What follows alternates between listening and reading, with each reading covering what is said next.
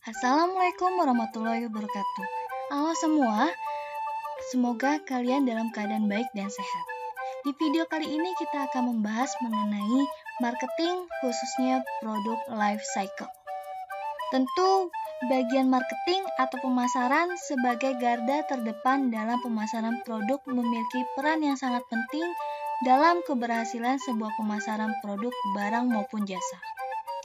Oleh karena itu, dalam pemasaran, hendaknya selalu memakai strategi yang jitu dan akurat, dan tentunya harus diperhatikan baik itu inovasi maupun perkembangan dari setiap produknya. Lalu, apa yang harus kita pelajari dan kita ketahui mengenai produk life cycle? Mari simak video kali ini.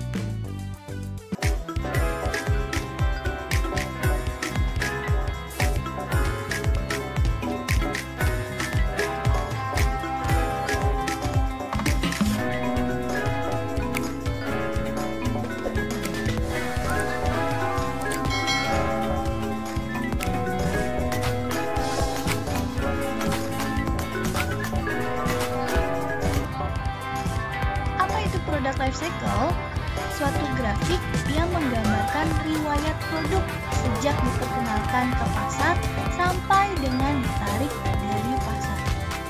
Dapat disimpulkan, suatu grafik sebuah produk di mana dimulai dari perkenalan introduction sampai dengan ditariknya ke pasar. Nah, di sini sudah ada contoh grafik di mana sebuah produk pertama kali dikenalkan, kemudian naik menjadi pertumbuhan, naik lagi sampai dengan perusahaan tidak mampu bersaing dan akhirnya ditarik ke dalam pasar.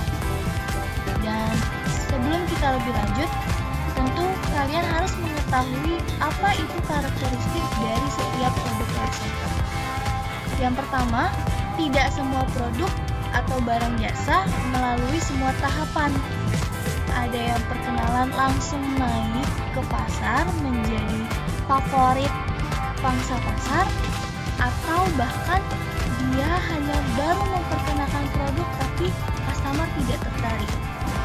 Tidak semua produk melalui semua tahap dari perkembangan.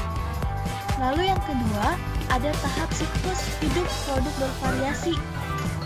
Nah, bervariasi, maka perusahaan harus berinovasi untuk melalui tahap-tahap dari perkembangan produk life cycle.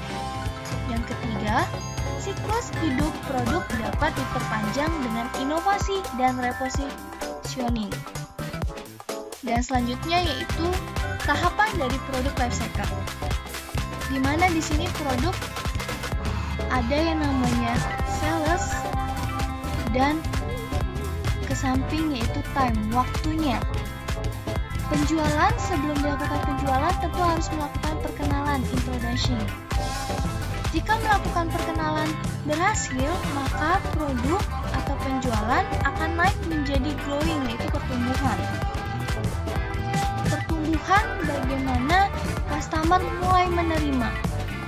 Lalu naik lagi menjadi maturity, kedewasaan. Mampu tidak sebuah produk atau barang dan jasa bersaing dengan pasar-pasar lainnya. Kemudian, ketika produk atau barang jasa tidak mampu melalui tahap kedewasaannya, maka produk tersebut akan mengalami penurunan dan bahkan ditarik kembali oleh pasar. Banyak sekali contoh-contoh produk yang mengalami penurunan. Tapi tidak menutup kemungkinan dan banyak juga yang meningkat atau bertahan sampai dengan variasi atau inovasi lainnya dari suatu produk. Dan di sini kita akan bahas satu-satu mengenai tahap pertama pada produk life cycle, yaitu introduction atau perkenalan produk. Biasanya barang mulai dipasarkan dalam jumlah yang besar atau promosinya secara agresif, walaupun volume penjualannya belum terlalu tinggi. Dan biasanya produk yang baru dikenalkan atau baru dikeluarkan memang perusahaan besar-besaran melakukan promosi. Dan di sini sudah ada tahapan yang pertama dari introduction, yaitu rapid scamming. Peluncuran produk baru pada harga tinggi. Harga tinggi dengan tingkat promosi yang tinggi. Karena melakukan promosi yang besar-besaran, otomatis biaya yang dikeluarkan juga besar. Oleh karena itu, untuk menutupi promosi yang tinggi, maka diberikan harga yang tinggi pula. Itu pengenalan dari rapid scamming. Untuk pengenalan dari slow scamming, peluncuran produk baru dengan harga tinggi dan sedikit promosi. Jadi, kebalikan dari rapid scamming. Rapid scamming itu harga tinggi, promosinya juga tinggi. Kalau slow scamming, harganya tinggi, promosinya sedikit atau tidak terlalu agresif. Namun, dilakukan dengan cara mempromosi yang rendah supaya biaya di dalam memasarkan produknya tidak terlalu tinggi. Dan biasanya untuk slow scamming, keberhasilan strategi ini hanya bisa terwujud apabila besarnya pasar terbatas, sebagian dengan harga tinggi, serta pesaing usaha potensial belum muncul. Dapat disimpulkan, keberhasilan untuk tahap slow scamming akan berhasil jika customer belum begitu memahami dari pengenalan produk yang dikeluarkan oleh suatu perusahaan. Dan selanjutnya ada yang namanya rapid penetration. Kalau tadi rapid scamming, kalau sekarang rapid penetration. Peluncuran produk pada harga yang rendah. Harga rendah dengan biaya promosi yang besar. Nah, kebalikannya dari rapid skimming. Rapid skimming, harga tinggi, promosi pun juga tinggi. Kalau ini rapid penetration, harganya rendah, tapi biaya promosinya besar atau lebih agresif dari promo-promo yang lainnya. Dan hal tersebut supaya mendapatkan penerimaan pasar yang cepat dan besar.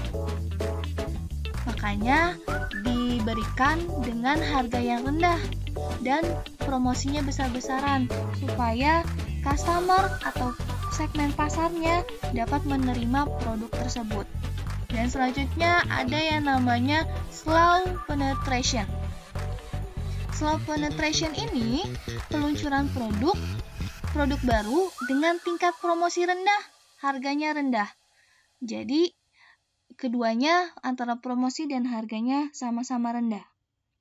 Hal ini dikarenakan untuk mendapatkan penerimaan yang besar dari para pembeli. Dalam strategi ini memakai biaya promosi yang rendah supaya biaya pemasarannya tidak membengkak. Jadi ada dua hal, supaya customer dapat menerima produk tersebut dan meminimalisir terjadinya pembengkakan pada biaya.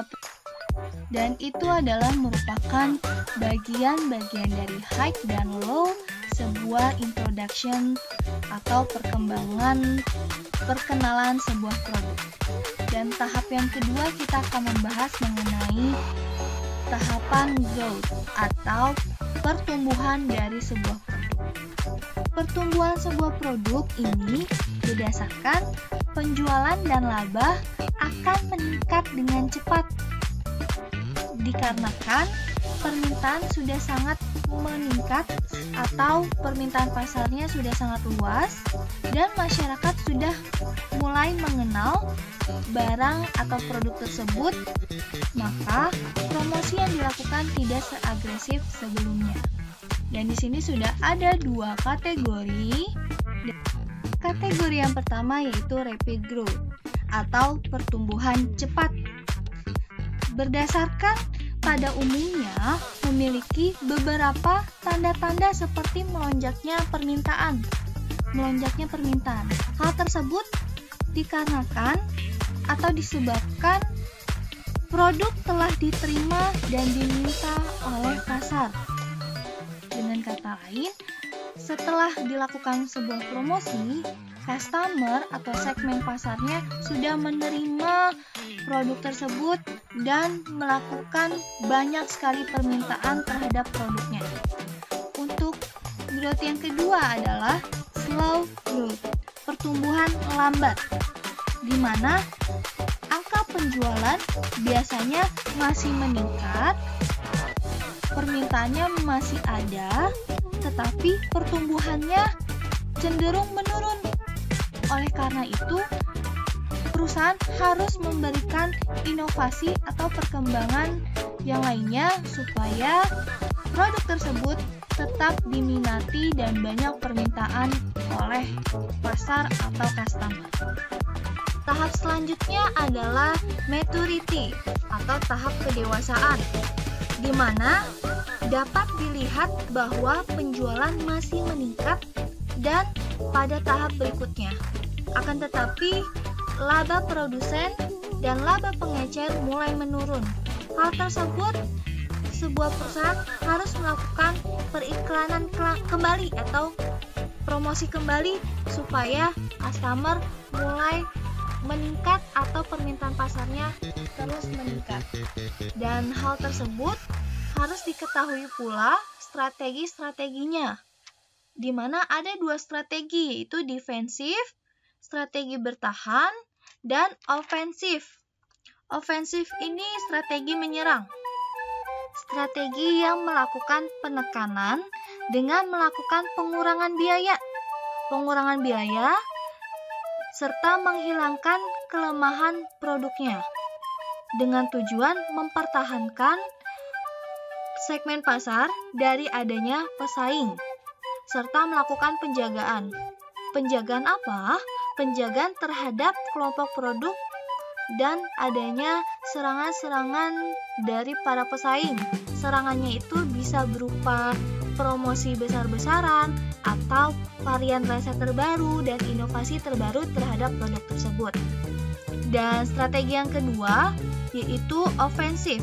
Ofensif strategi atau strategi menyerang, di mana strategi ini yang tujuannya melakukan usaha-usaha perubahan dalam pencapaian tingkatan yang lebih baik.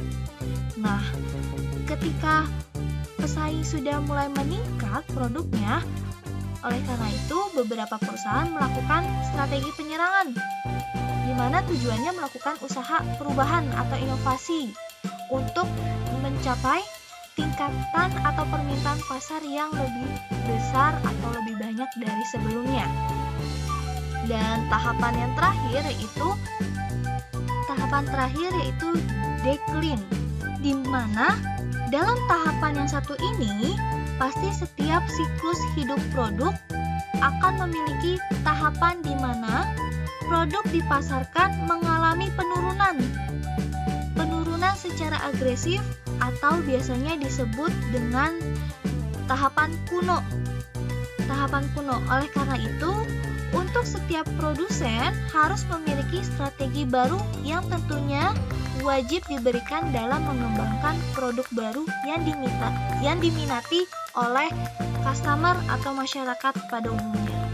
Dan ciri-ciri dari tahap penurunan ini, yang pertama, laba menurun secara signifikan dan cash flow akan melemah. Cash flow ini antara pendapatan dengan pengeluaran atau biaya produksinya tidak seimbang. Dan yang kedua, tentu pasar atau segmen pasar mengalami kejenuhan dari produk tersebut.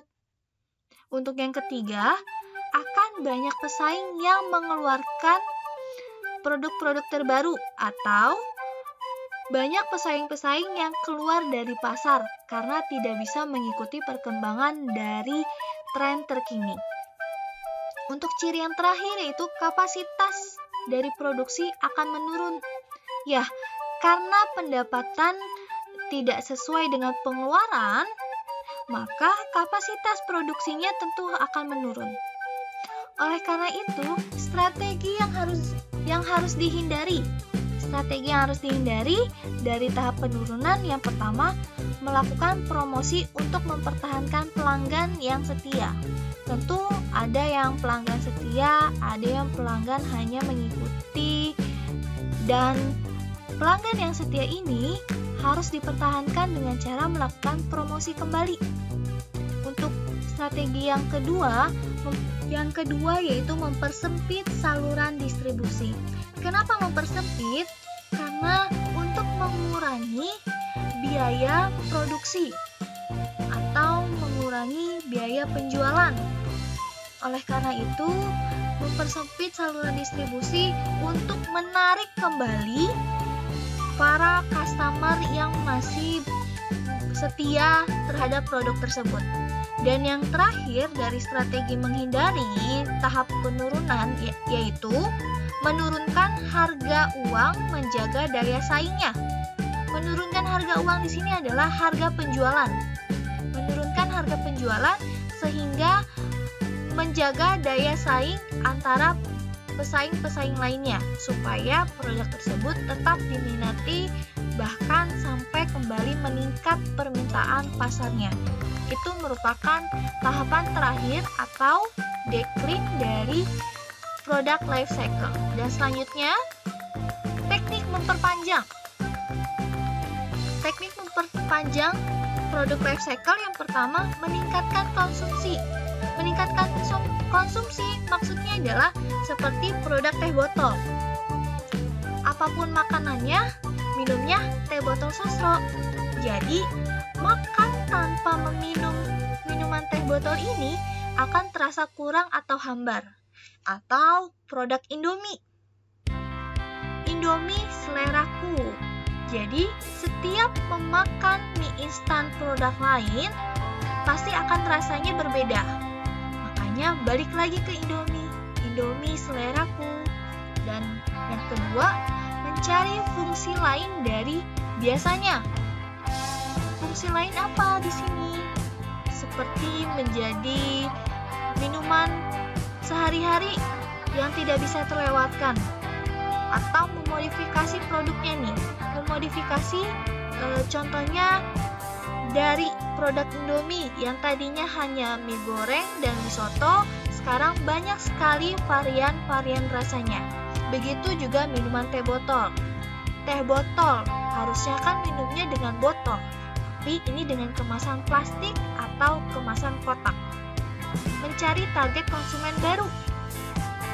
Ketika produknya sudah menjadi best seller di kota tersebut, otomatis sebuah produk atau perusahaan harus mencari target yang lainnya atau tempat lain untuk mendapatkan konsumen barunya. Itu adalah teknik memperpanjang produk life cycle. Dan di sini ada Q&A di mana terdapat sebuah produk handphone. Produk handphone, produk dari handphone Nokia dan produk handphone Samsung. Di mana produk tersebut telah melakukan atau melalui tahapan-tahapan produk life cycle. Dan kira-kira produk mana yang mengalami tahapan penurunan? Apakah produk Samsung atau produk Nokia? Dan berikan alasanmu di kolom komentar. Assalamualaikum warahmatullahi wabarakatuh.